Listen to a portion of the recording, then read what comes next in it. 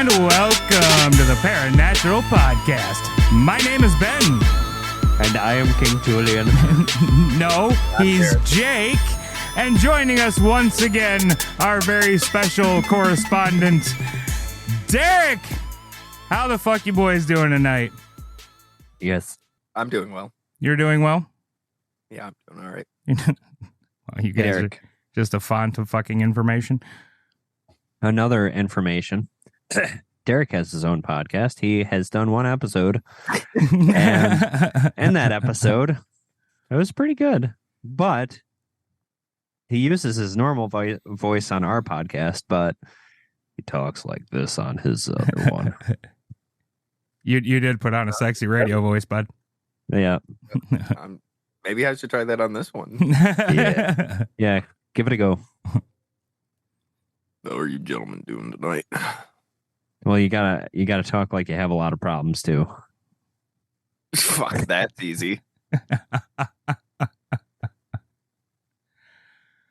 All right, so I was not privy to what the fuck episode we're doing tonight. So my curiosity is killing me just like a cat would be killed by the curiosity. Yeah. Derek, what the fuck are we talking about, bud? So, Ben, being the alien enthusiast you are, have you ever heard of Granger Taylor?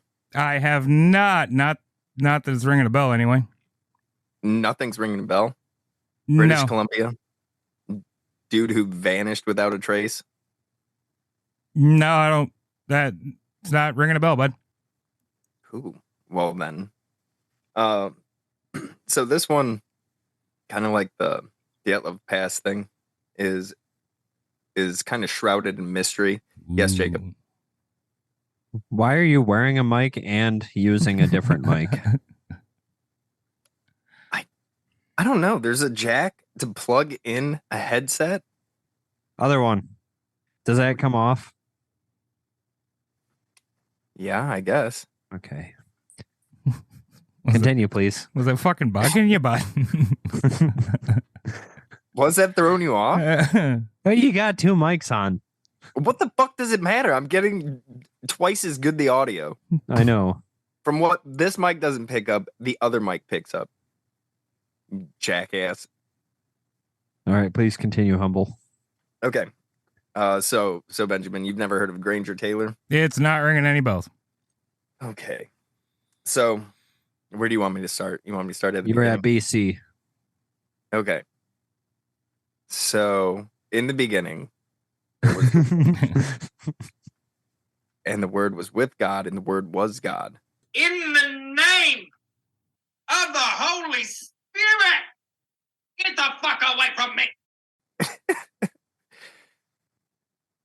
Thank you. That's my Thank job you for today. Is doing just that. pushing fucking buttons. I love that one. Same. It's probably my favorite. Wonder why. Go back to the Humble. Yeah. Mm-hmm. Yeah. Okay.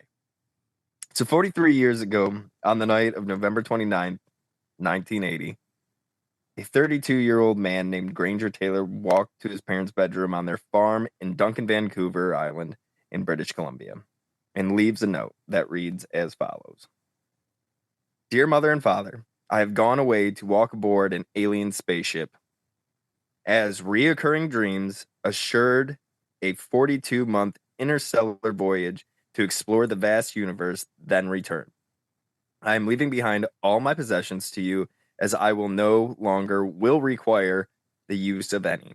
Please use the instructions in my will as a guide to help. Love, Granger. Whether it was before or after writing this note, Granger visited Bob's Grill and was seen leaving in his pink Datsun pickup truck and was then never seen again. At 6:30. Is there anything more 80s than a pink Datsun pickup truck? Hair bands. Fair The enough. Macho Man driving the Datsun pickup truck. So, now we're going to take you to the real beginning. So, Granger Ormond Taylor was born October 7th, 1948, in Duncan, Vancouver Island in British Columbia, which is a logging and fishing town on the southeast coast of Vancouver Island, which for us in the United States would be located north of Seattle, somewhere up in Canada. When he was just a baby, his real father died in an accident. From what I've read, he drowned in Horn Lake while his family was on vacation at their cabin. When he was around 2, his mom remarried a man named Jim Taylor, a widower with 3 children. In total, he grew up with 7 siblings, 3 step, 3 biological, and a half-brother. As a child, he was shy and awkward, but he was extremely mechanically inclined. It was said that he spent much of his time as a child alone in his room, like Jake, except rather than pounding the old pud, he would be taking toys and other shit apart, figuring out how they worked. He was very intelligent, but like many of us, couldn't give a rat's ass about school. And around the age of 14, after finishing the 8th grade, I did the math. I'm not really sure it adds up. Wouldn't you be a freshman at that point?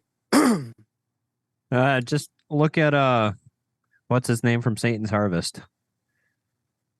He was like what, 14 or 15 in like 3rd grade? In 5th grade? Yeah.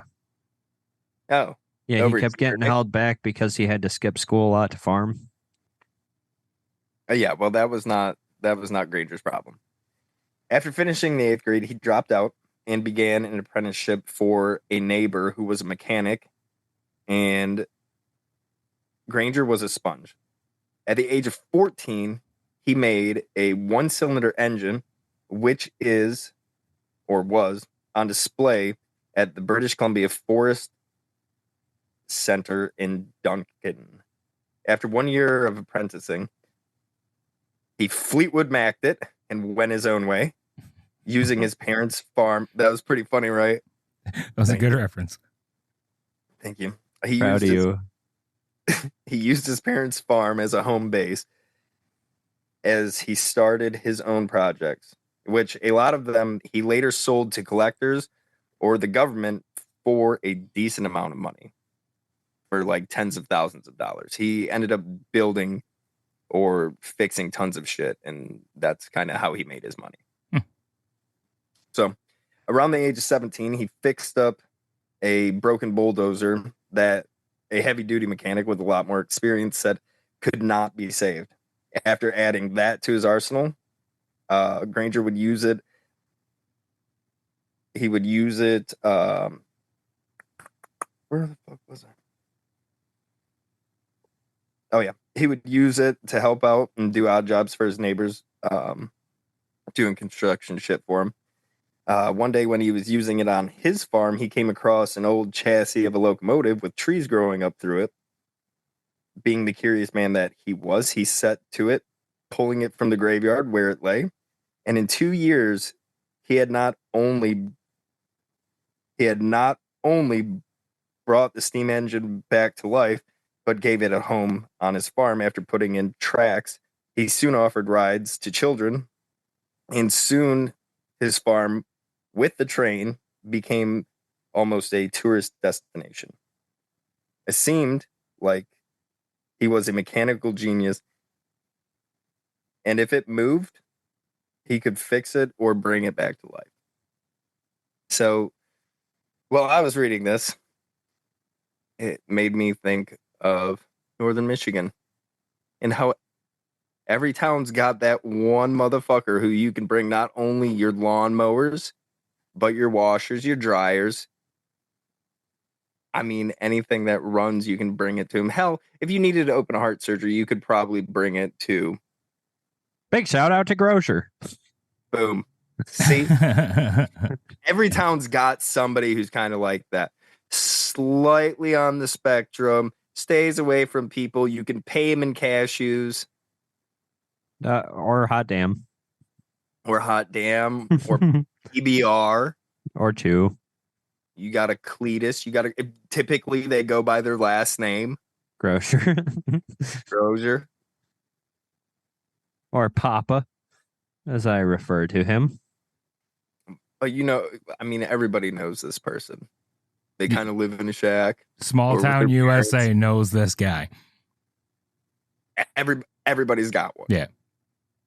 Whether it's Billy Bob down there in Grocer. Kentucky, whether it's Grocer up in northern Michigan, Gosh, or I love whether him. it's Granger Taylor up in British Columbia. Hey, Every town's got somebody who's kind of like that. Grocer. So, yeah. So, I don't know whether he took to it like when he was around 17 or so, but later in his 20s or at some point he started getting into UFOs, and started getting very interested in unidentified flying bullshit and aliens. Around this time he met one of his best friends, and they met because they had a similar interest, and he shared interest in smoking the weed. And that's I mean, I guess that's how you make friends. You just form the old circle, and you just Yeah. I mean, What it circle are we works. talking about here? not that Is there a circle. biscuit in the middle? No, the smoky circle, Jake, not the biscuit circle. Okay. So, Jake, have I missed anything so far? So Don't say it's not what? Okay, go ahead. Well, it's not only that he had a fascination, it was more of an obsession with aliens and UFOs. So the obsession came later, though. Not necessarily. It just heightened to the point where, yeah, continue. Well, so when we talk about the alien obsession, right? And when I say I don't know whether it was around the time that he was 17 or whether it came later, in my research, I found an interesting thing, and it's this. On January 1st of 1970, in Duncan at the Cowichan District Hospital, at about 5 o'clock in the morning, something strange happens.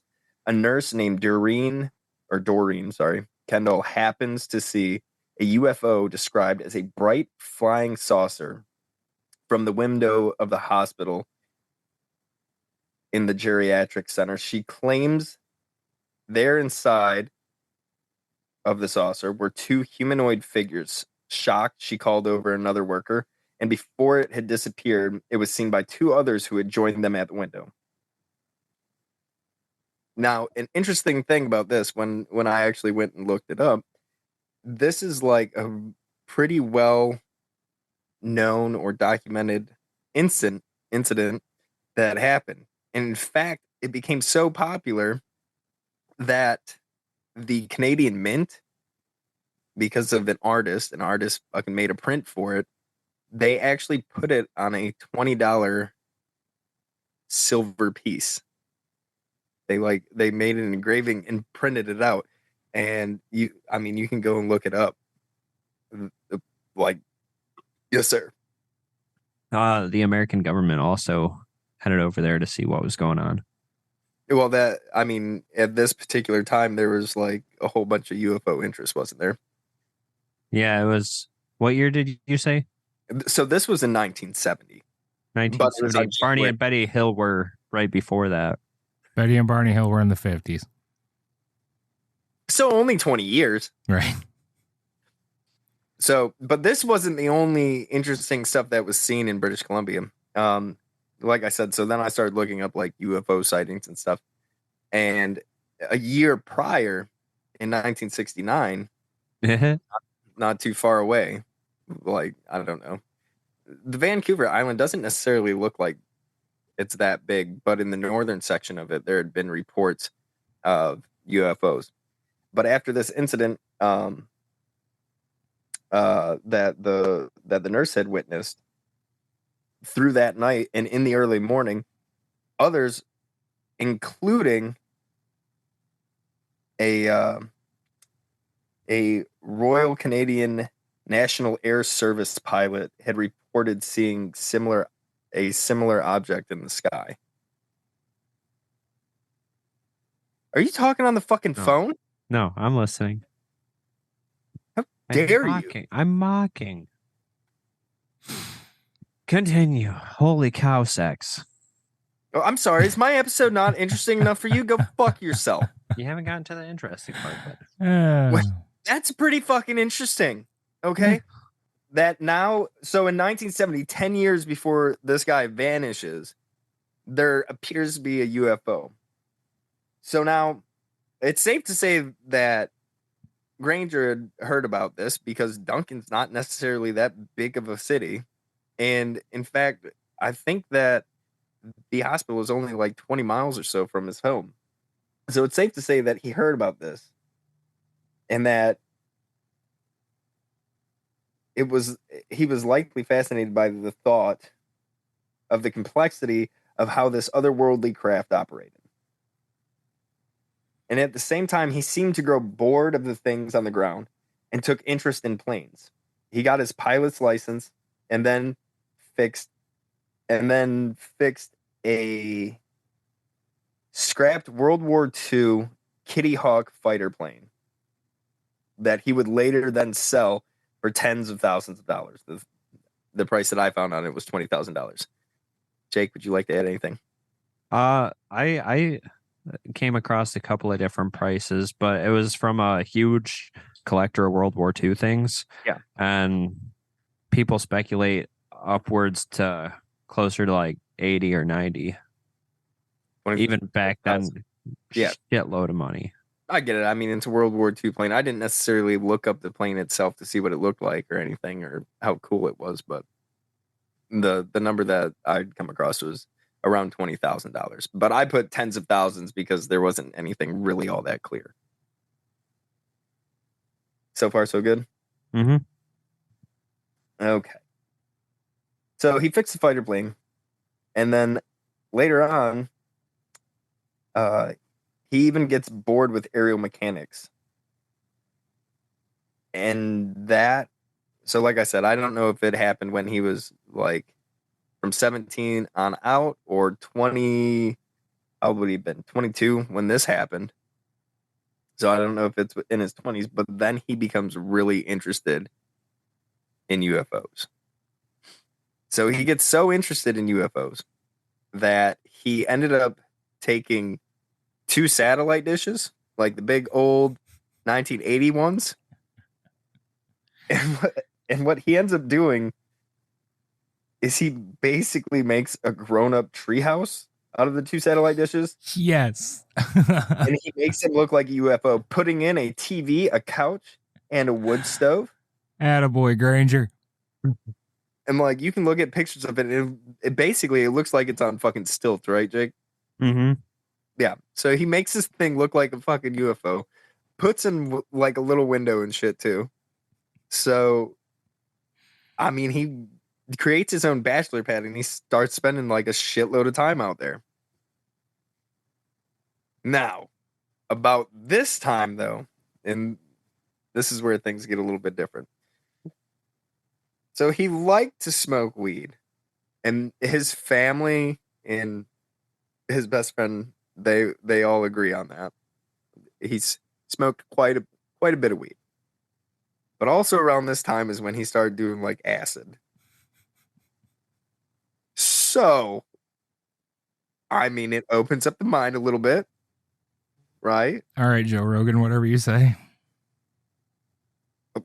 You better not go after Rogan's podcast. You get shut down real quick, Chief.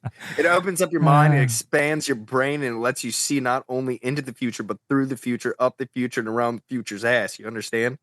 That is Inside what Joe the future's Rogan. ass. That is what Joe Rogan says about DMT, pretty much. And I'm not gonna argue with a guy. I've never been there, done that, but you've done about everything else. well, yeah, that's facts. So, anyways, so about this time, he starts partaking in a little bit of the dropping of the acid. By a little bit, I mean he frequently used it. And so now that he had built like his own little spaceship man cave, he starts dropping acid, starts smoking weed, and starts spending a shitload of time out there. And since now because of the mechanical genius guy that he is, because he can fix everything else, he just loses interest with like engines and planes and combustible engines. And so now he's like trying to figure out how UFOs work. And so he spends a great deal of his time up in his treehouse. They're sleeping there. Yeah. He would sleep in there. He'd have he got books and just started studying UFOs and alien life and everything else. And around about this time, he also started receiving messages from aliens telepathically. That's right. So he starts hearing voices in his head. Telepathically, alien communication. Hell That's yeah. how it happens. That is exactly how it happens. So this kind of shit consists. He starts having these reoccurring dreams of getting abducted, and with. I'm sorry. Would you like to add something? Well, since this is a smut podcast, as I always say, he has wet UFO dreams. You see, now I didn't hear any of that bullshit. I didn't read any of that, so I don't know whether or not he did. But I hope them aliens are real so that I have more things to fuck. and maybe that was his venture. But I would assume that if he was shy around humans, I can't imagine that he would, really find a great deal of interest in gallivanting around with something that's, by all accounts, either anywhere from fucking 3 to 12 foot tall, possibly made out of metal, giant-headed, bug-eyed, possibly a dragon. Tails. Don't forget tails. There's lizard Fucking people. Tails, 3 fingers, no noses, with no teeth, eyes, probes. Am I missing any description of aliens? Well, according to Christ. South Park, there's the Marklars, and there's a entire race that has dicks for noses. Yo, and this just got me thinking. When I talked about the train, Jake, I'm so surprised you didn't throw in a South Park reference there. Come on over to my house, kids. You can ride on my train. The train of dreams. Ride the magical train, me. Let's ride together. Yeah, I know. Rip MJ. Yeah. So, anyways, Michael Jefferson. Yes, Michael Jefferson. He started having reoccurring dreams about being abducted. And probed. Not probed. But he also said, like I'd mentioned, that he was being contacted by aliens. He also built a radio so he could remain in some sort of communication with them. And then, like I said, according to his family and his best friend Robert Keller, homeboy had been burning the devil's lettuce, the whole Cabbage Patch, as a matter of the fact, and he was allegedly taking LSD regularly. As his mental health declined, he spoke to his friends and said soon the aliens were going to come for him and show him their advanced technology. He made it known that it would be a 42-month duration, and shortly after this, he began taking acid twice a day. Oh boy. Okay. So he's kind of starting to spiral. Again, now he's telling all of his friends that this is going to happen. He's like well set on this fucking path, right? So now this kind of brings us to the beginning of the story. So one night, and it's a stormy ass night, like they're talking hurricane force winds. November 29th, 1980. I don't know whether he had gone to the diner first. I highly doubt it. I think what he did is he goes to his parents' bedroom. He slaps that note on the door, saying, "Go ahead and look at my will. That'll have instructions." And from some things that I've read, there's a map that he drew on the back of his note that had shown some sort of mountain nearby, and he puts go ahead. They say it still has yet to be completely deciphered. Well, from what I read, it was a map with some sort of X marks the spot with no real fucking instructions. I mean, again, you have the front page of the map or the front page of the note. There's nothing, nobody ever shows you the back. And there's a lot of things that are like kind of strange here. Okay. So nobody's ever seen, well, I mean, besides his family or anything, nobody's seen the will. Nobody knows what the instructions are, at least not that I read. So he slaps this note on there. He goes to Bob's Diner. I guess he has a meal.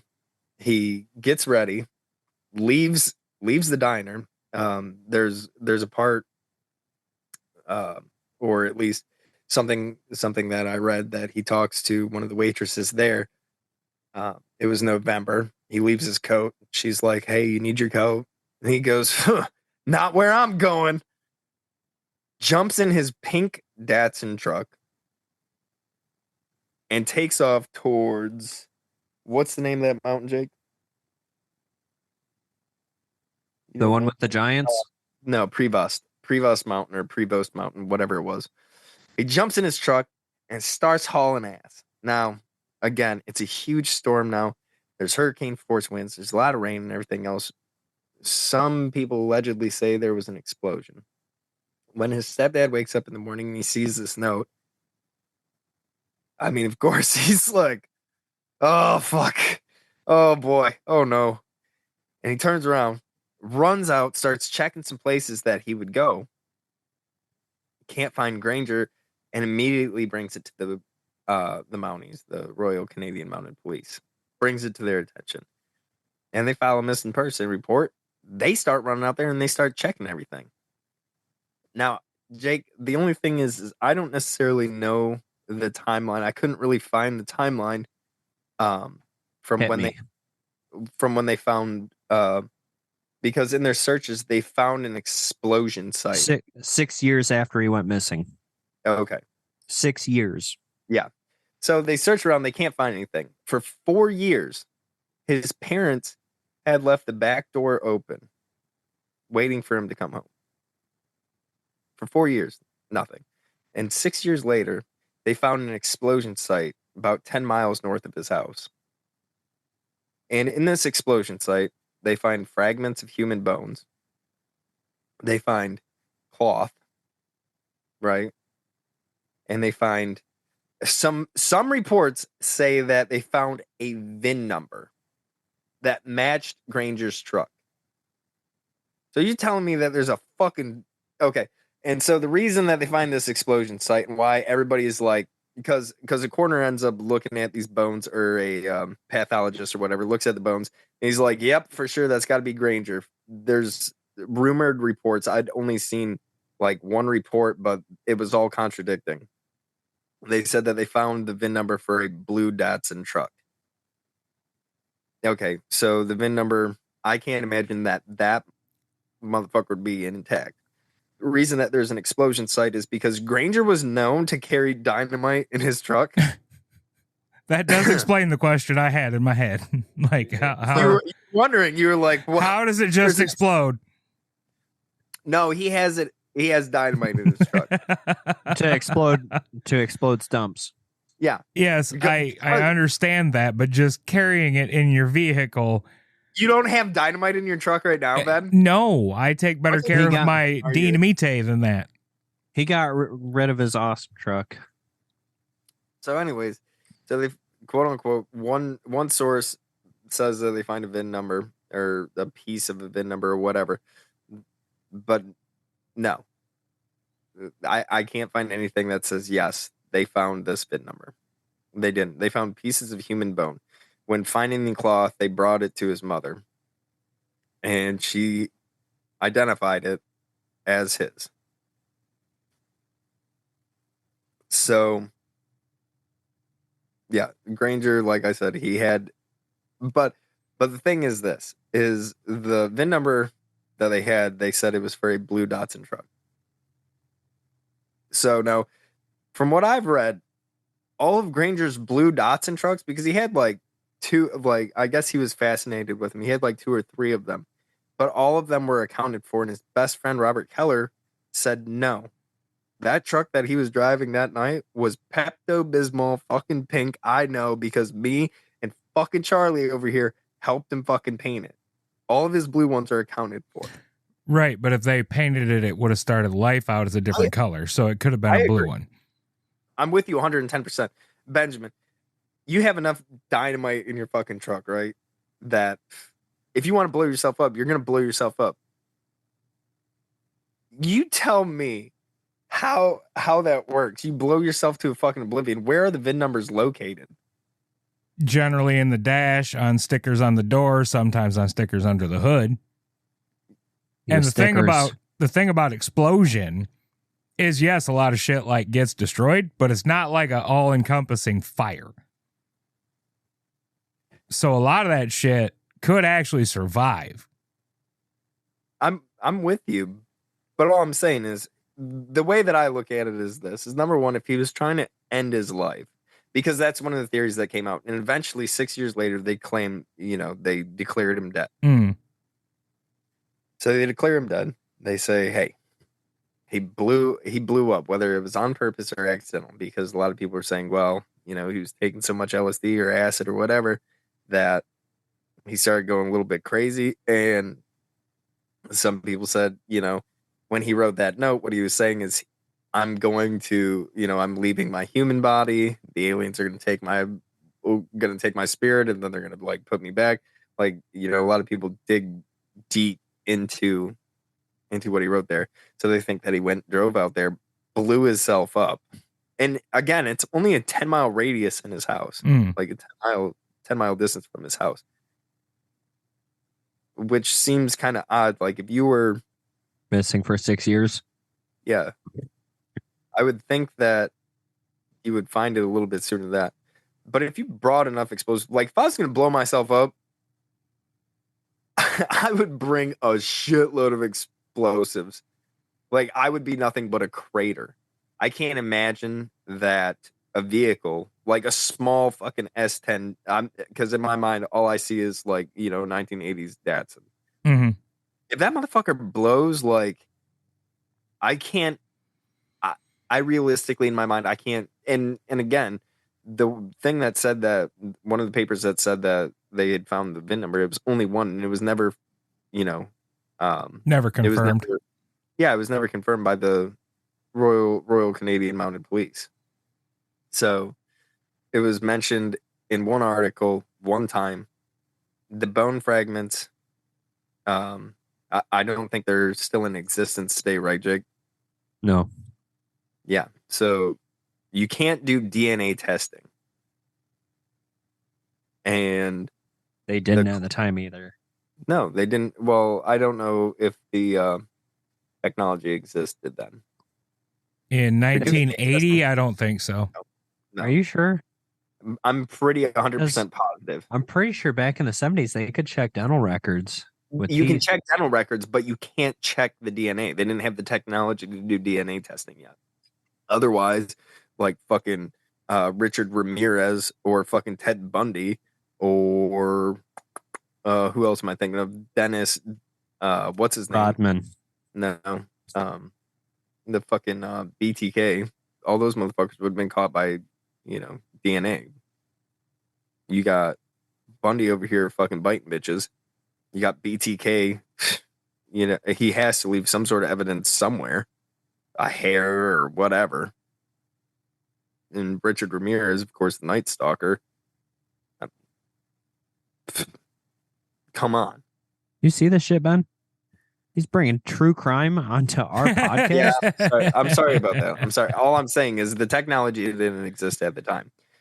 But now, of course, his bone fragments are located there, which takes us to a couple of different theories. So, I read one of the theories that I really like, Benjamin, is that Granger Taylor was so intelligent, so mechanically inclined, and got so close to figuring out how UFOs work that the U.S. government was like, this motherfucker knows that aliens are around. We gotta get rid of him. So late one night, they find his truck or whatever, kidnap him, haul him off out in the middle of the fucking woods or whatever, blow his ass up, and they say, bye-bye, buddy. Other theory. Basically the same kind of thing, except the U.S. government's like, we could use your help, Chief. Why don't you come down to America? Area 51. Let's see if you can figure out how to engineer some of this shit. Oh, your family? Yeah, don't worry about that. We'll make sure nobody comes looking for you. Another theory, of course, he actually got abducted by aliens and liked it so much up there that he was just like, man, fuck it. I can't really relate to people anyways. I'll just stay up here with them. Jake, am I missing any theories? You forgot to say what he always told people, that he could just grow a beard and go to a different country and no one would ever know. Yeah, no. Also, so the other things that the thing that I don't like about this is that he lived with his parents. If you see pictures of him, he looks, honestly, Jake, when I first saw him, like, I was like, he kind of reminds me of Ben with hair. Like, he's just kind of like this burly lumberjack looking dude. And like a lot of his pictures are with his parents, who look like a sweet old couple. He seems very close to them. Whether or not he was like kind of a social outcast, he had friends. Yeah, so is Ben. Ben's a huge outcast. He was a sweet guy. He loved his family. I mean, even in the note that he left them, he was like, I'll see y'all in 42 months or 48 months or whatever. I'll be back. Love Granger. And that's it. So regardless of like what kind of trip you're having, like even if you used LSD or acid like that, I personally, I guess I don't want to believe that he was just like, man, fuck it, boom, and just blows himself up. It seemed like he was too much of a family guy for that. Love Family Guy. So a couple of the theories that I heard that I really didn't like is he was suicidal because of, one, he was either depressed, or two, he was just bored. Like he learned everything he could and he was done. I remember reading the government stuff, like whether they killed him or took him. Then I got into the fun ones. What happened with Up in Outer Space? So, one, he found love, didn't want to leave, got another what's her name, almond or cashew or whatever, Ben? Yeah, it's almond or cashew. Then he got her preggers and couldn't leave. They killed him because he was too intelligent. The aliens? Yeah. The aliens killed him? Huh? The aliens killed him because he was too smart. Because he knew too much. No. Fuck them. He loved it up there, didn't want to leave. And he got transported to a different dimension because he had broken, he's like a dimensional plane or something. Yes, he's too deity type to just live among us. Okay. You know what? I just remembered what Sling Blade. Mm-hmm. Then I donated the boy. Ain't got no gas in it. You're not a donated the boy. Mm-hmm. French fried taters. French fried tater. Mm. I can't get this to work. Good to put gas in it. Mm-hmm. No, let me go and try that. Thanks. So Benjamin, questions? You missed one theory, boys. What? It didn't happen. Bigfoot. The eccentric motherfucker with the dynamite in his car did some acid and blowed his stupid self up on his way up to meet the aliens. No, I covered that one. Not on purpose. So that was the one thing. Like his best friend was like, "There's no fucking way he blew himself up by accident. He played with dynamite all the time, So Yeah, but dynamite, I mean, man, that's like, it's like playing with alligators and shit, you know? Like, yeah, sure, you might be real good at it and you might be real careful, but eventually you're going to get bit. Look at Steve Irwin. Dynamite is fucking volatile. And it sweats pure nitroglycerin. And when you jiggle nitroglycerin, it goes kaboom. So, Yeah, honestly, look what a quarter stick does to a lake. And he had sticks. He had like, what they say, like 20 sticks at a time. oh, I mean, it fuck's wasn't sake. uncommon for him. Yeah, it wasn't uncommon for him to carry like a shitload of dynamite. That is plenty enough to turn a Datsun pickup truck into fucking dust. Like, holy Datsun shit. crater. Yeah, but wouldn't there be more left of him? So I think with 20 I think there would sticks, be no. like, I think there would be a destroyed frame to a car, Yeah. but the fact that they were only finding VIN numbers or pieces of VIN numbers, that's a little suspicious. And you're telling me that he blows up and we found a couple of pieces of these bones and some of his shirt. If there was a full box of dynamite that he exploded, you know, on accident, you know, I'm not sure how it might have worked. There's no fucking way his clothing is going to survive. They that. would have been finding a shadow. Maybe. Like, yeah, in the instant. Come the fuck on. If you're telling me that you are positive that there is a Bigfoot roaming around out there and you can't get on board, come on. No, I'm telling you. Okay, so in the moment, like if you were watching this, yes, he would have looked like nothing more than a red mist. Okay, just. But dynamite doesn't exactly disintegrate shit. There is debris left over. Like, say they found skull fragments, it would be like the far side of his skull from the explosion that was pushed through concussive force more than fireball.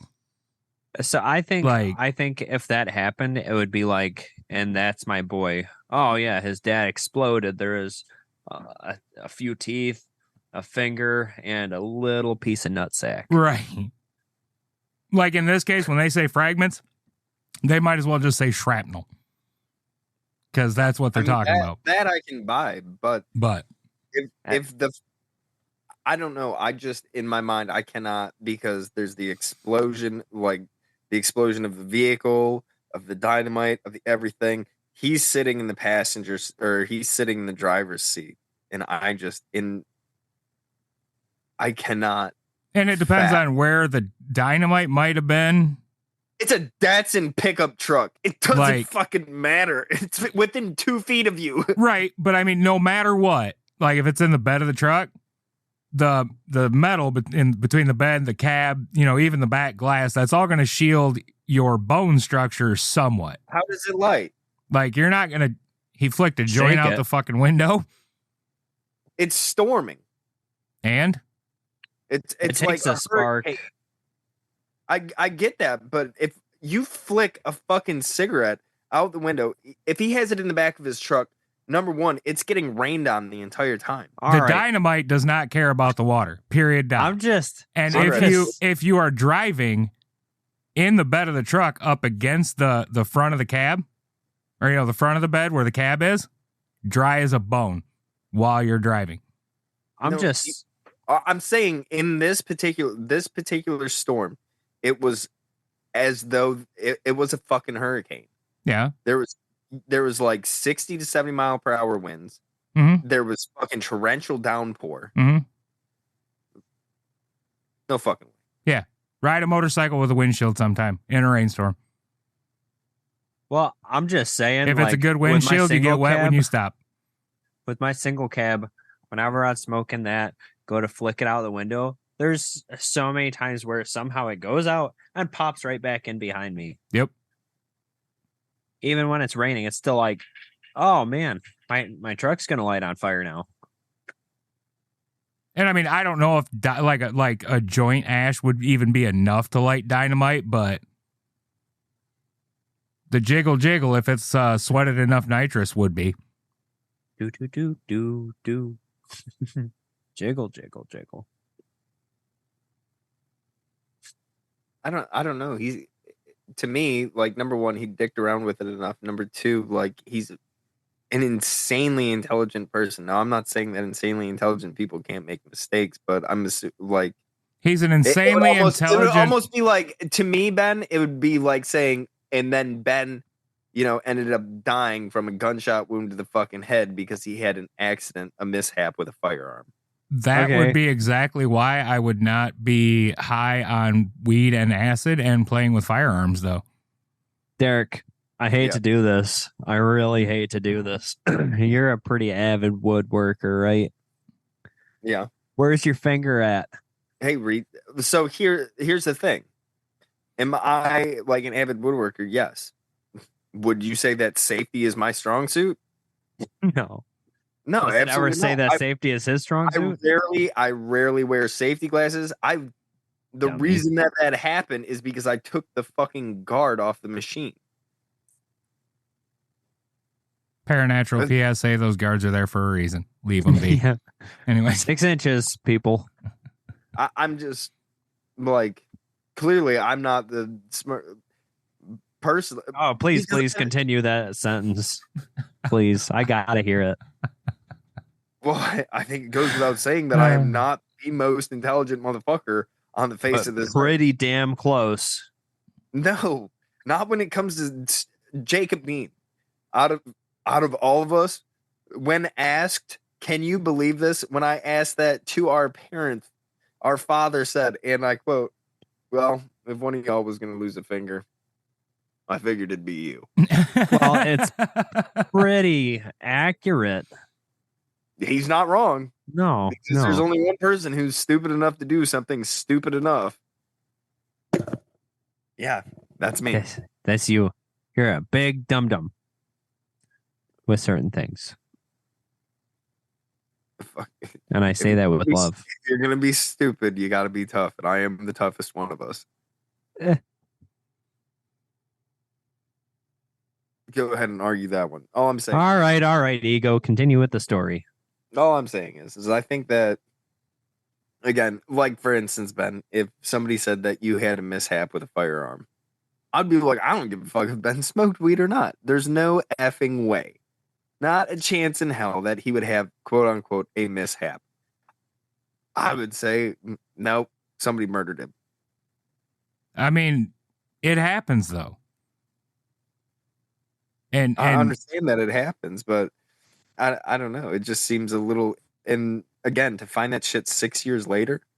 That part is a little suspicious.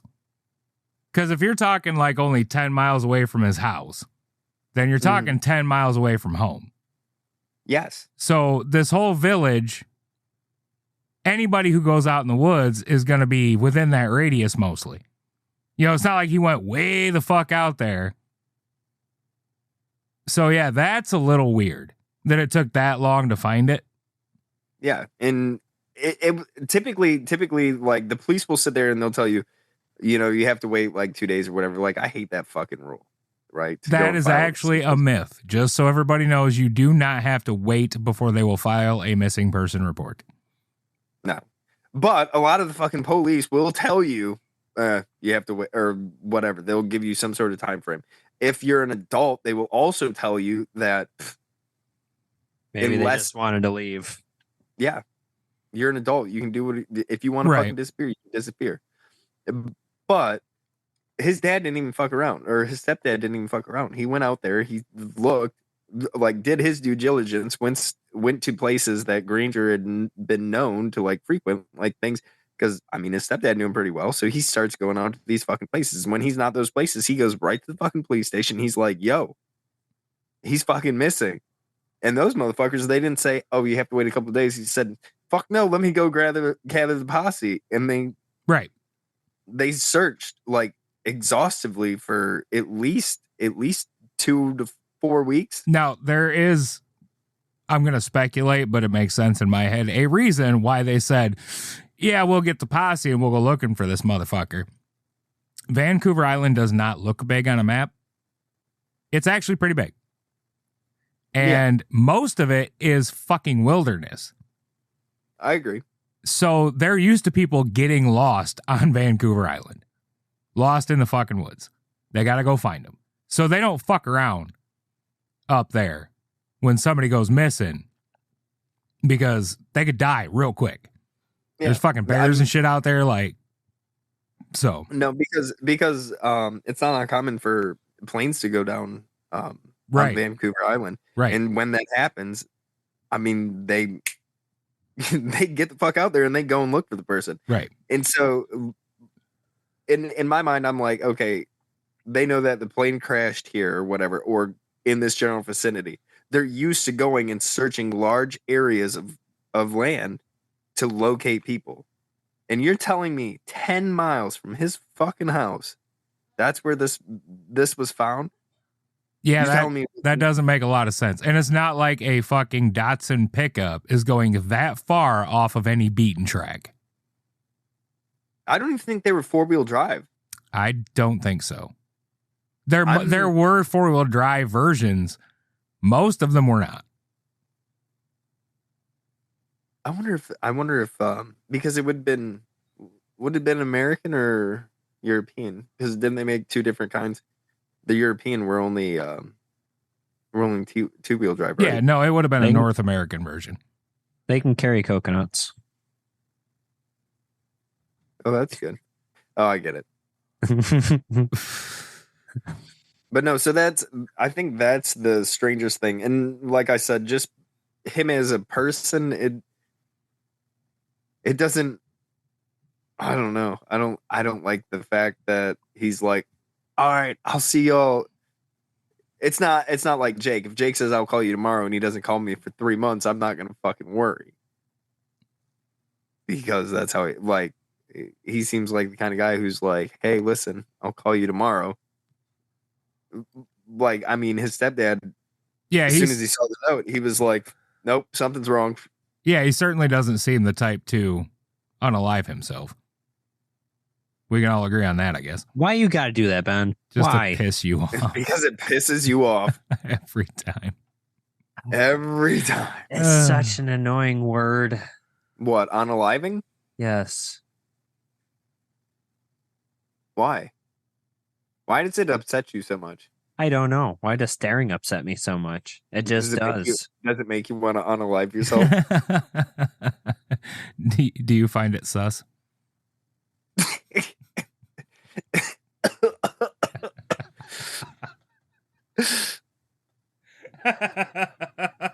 Now, welcome to the Paranatural Podcast. We made him pout. I'm going to mute you sons of bitches. What? I'm sorry, you were muted.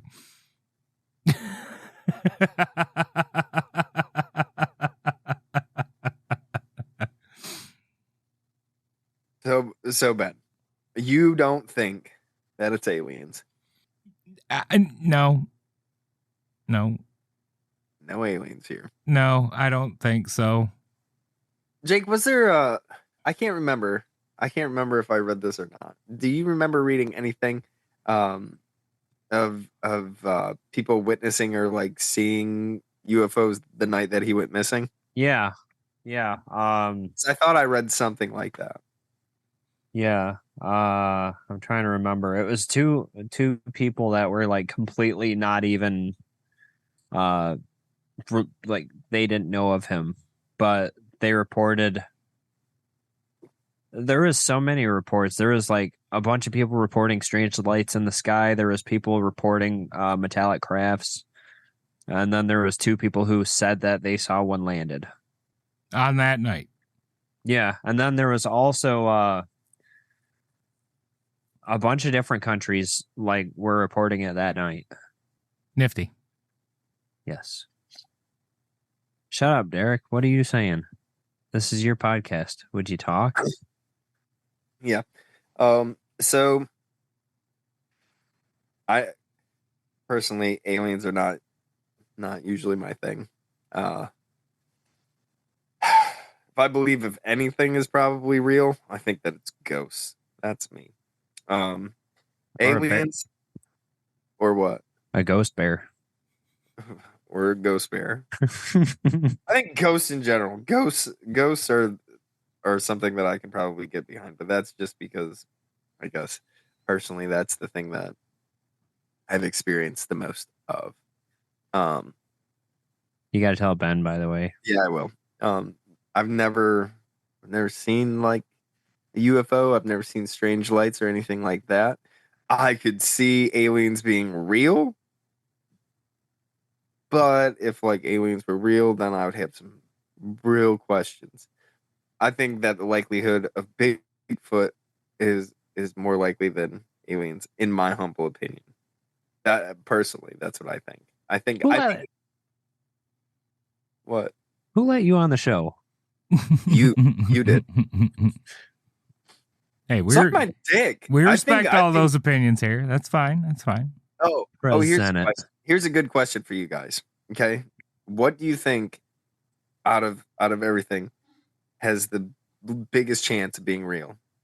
Bigfoot, mermaids, or aliens? Aliens. Well, that's a tough question. You mean like mermaids as in like actual honest to God, like what we think of as mermaids, right? Half human, half fish. Whatever you imagine, whether it's some sort of like Monkey fish, Derek's drawing. Humanoid type fucking sea creature. Nah, those are probably off the list sea either monsters. Way. Sea monsters, absolutely. If it was just like sea serpent type things or whatever, yeah, like there's messy. So much shit in that ocean we don't know about. Like so much shit. See now that's where I fall. I think that it is probably really likely that number one, there's got to be something floating around in the ocean that we don't know about. But also, as much land as we have like explored and everything else in this, like in the world, I mean, we discover new species every single day. Now, granted, they might be fucking bugs or a beetle or a fucking ant or whatever. But the fact that we're still discovering things and there's parts of the fucking world that still have not really been fucking seen or at least set foot on, I think that, I don't think that it's on. I don't think it'd be fucking crazy to believe in fucking Bigfoot. No, there is so much. People don't understand because the places where people talk about seeing Bigfoot, these are large tracts of just wilderness. And it doesn't matter how many like paths or roads you have running through the fucking woods. All you got to do is get in between those paths, crouch down and be still. And nobody's going to see you in there. Like if you wanted to, you could make it a long way in this country and never be seen by a human being. Yeah. It wouldn't be hard. That's kind of my thing. Like if you really wanted to just go off the fucking grid and disappear, you more than likely could. Oh, yeah, absolutely. Easily. You'd have to cut ties with everybody that you fucking knew or whatever, but I think it's entirely possible. And even more so if you were the type that, like as a human, it's easier to find a human who's hiding in the woods because we have to build a shelter and we have to make fire and shit like that. We leave evidence behind that we were there. If we didn't have to build shelters and make fires but could just live, you'd never find us. Never, ever. So I think Bigfoot's entirely possible. I think sea monsters entirely possible. Aliens, me. Again, I just can't. I mean, is fucking vast as spaces and everything else. I don't know. If aliens came to Earth, I'm telling you this right now, automatically Derek would be like, fuck, nope, it's the end times, that's the fucking devil, we need to get the fuck out of here, y'all need to start praying. That's where I would be. I mean, that's not unfair. You make valid points. I mean, that's just me. Jake, you look like you want to say something. No, I like there's endless sky, there's endless, like, they say we know more about the sky than we do about our own oceans, which maybe that's possible, but they haven't found the edge of the universe. They haven't found that there is an end anywhere. So how are we to say like that we're the only thing out of everything? Well- It's like your Bigfoot argument. Like there's so much woods that like we haven't stepped foot in or we can't always have an eye on. Maybe Right, something we're not seeing. But my thing is this: is Bigfoot would be here on the fucking planet. If it's a fucking alien, you would have to travel. I don't know, like interdimensionally, right? So you're not contesting the fact that life exists off of Earth. You're contesting that extraplanetary life has come How here. would it get to us? Okay, that's fair. The speed of light. I mean, Well, see, now how many light years away is the sun? How many? I can't remember. Yeah, It's not even 1 light year. it's not. No. The sun's rays take 8 minutes to get to Earth. Oh, well, shit on it. So I'm just saying, and How fast also do you have to go? How fast is the speed of light? heckin' fast. too fast, very heckin' fast. But I'm just saying, like, you didn't say, like, the likelihood of aliens. An alien could be a plant underground in Mars. Ready, gentlemen? Hold on. The speed of light, 299,000. Oh no, I'm sorry. 299,792,458 miles per second. Not bad. That's fast as fuck, boy. Yeah, it would. I don't know what kind of fucking technology you would have to do that. I just find it very unlikely because even if something exists in a fucking world far, far away, that means that they have to be so far fucking advanced. And like we're pretty fucking advanced to the point where AI is about ready to take us over. So I'm just saying. Well, look at what we accomplished in the '60s when we landed on the moon. Like, how fast did that have to go? Which rocket was that? It was Apollo 17, wasn't it? 13? Which one? 11, Speak up, Ben. 11? I think. Okay. 11 went 25,000 miles per hour. 25,000. That's 60 Like- years ago. I get that. Hold on. Fastest rocket today.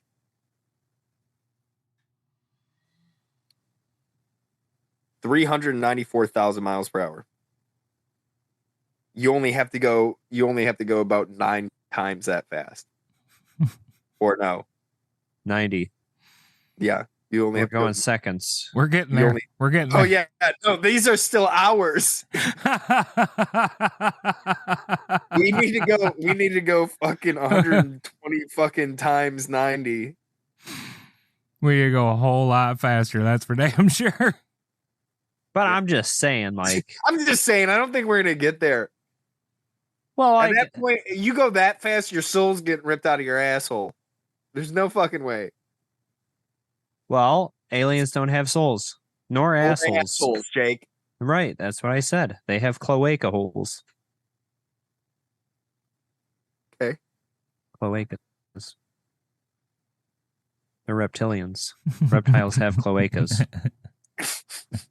Educate yourself, Derek. I fucking try, buddy. That checks out. That checks out. So, anyways, what were we talking about? Fucked if I remember. Yeah, I love pass. Yeah. So, regardless, I mean, you have to feel for his family, his friends, and everything else. A lot of his family members have kind of accepted that, you know, he died in some sort of explosion, whether it was an accident or whatever. Obviously, his parents are long done and gone from then, or from since then. But I mean, there's really not much left besides a big mystery. Personally, my favorite theory is that the United States faked his death so they could bring him to Area 51. You know, I kind of like that one too.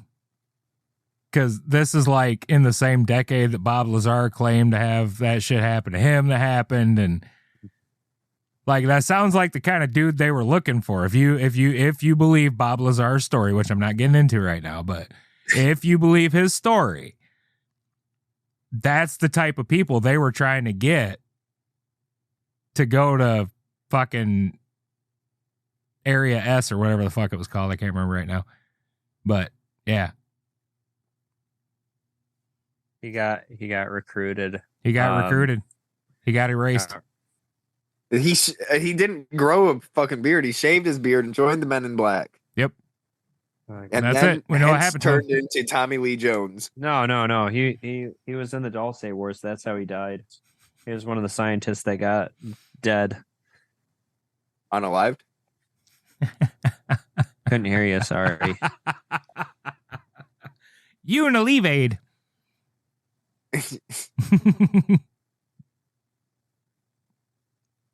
Continue, please. Vida no mas. Is that better?